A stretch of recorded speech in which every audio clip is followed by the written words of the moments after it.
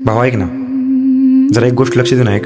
जर तू middle class फॅमिलीमधून असशील ना, तर हा व्हिडिओ तुझ्यासाठी खूप इम्पॉर्टंट आहे. ठीक आहे, थोडंसं नीट लक्ष देऊन ऐक. ओके, हा व्हिडिओ ना पूर्ण कंप्लीट होईपर्यंत बघ. भावा हे बघ, जर तू आता स्टडी करतोयस ना, कोणत्याही गोष्टीची तू स्टडी करतोयस, तर प्लीज मी तुला जॉबसाठी 1% पण सजेस्ट नाही करणार. बिकॉज गव्हर्नमेंट स्वतः सांगते की आम्ही 100मधून फक्त 1% लोकांना जॉब देऊ शकतो. आणि आपल्या इंडियामध्ये जेव्हा एखाद्या गव्हर्नमेंट जॉबची वॅकन्सी निघते ना, तिथं फक्त 5 ते 10,000 सीट्स असतात.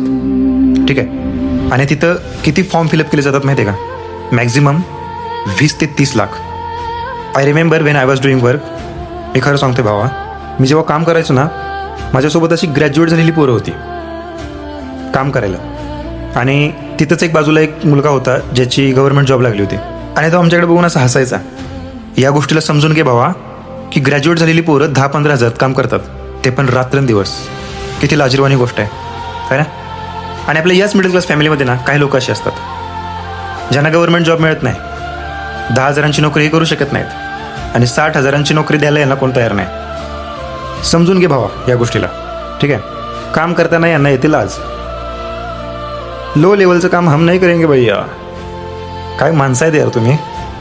अनएम्प्लॉय म्हणून माराल, बेरोजगार म्हणून. मी खरं सांगते भावा, मी तुला काही जॉबच्या मागे पळायला नाही सांगणार आहे.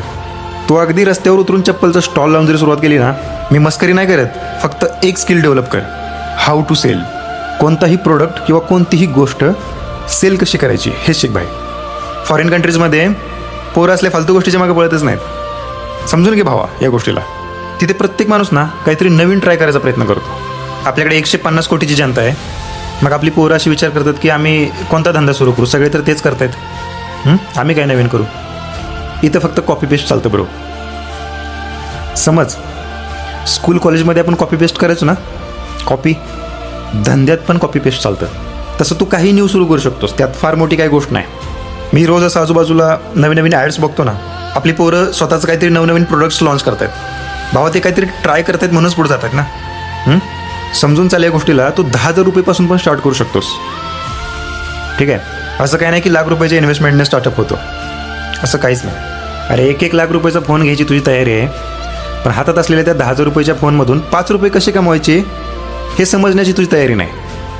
Try to understand bro. हा तुझा जो माइंडसेट आहे ना, पूर्णपणे बदलावा लागेल भावा. ठीक आहे, तेव्हाच काहीतरी होईल.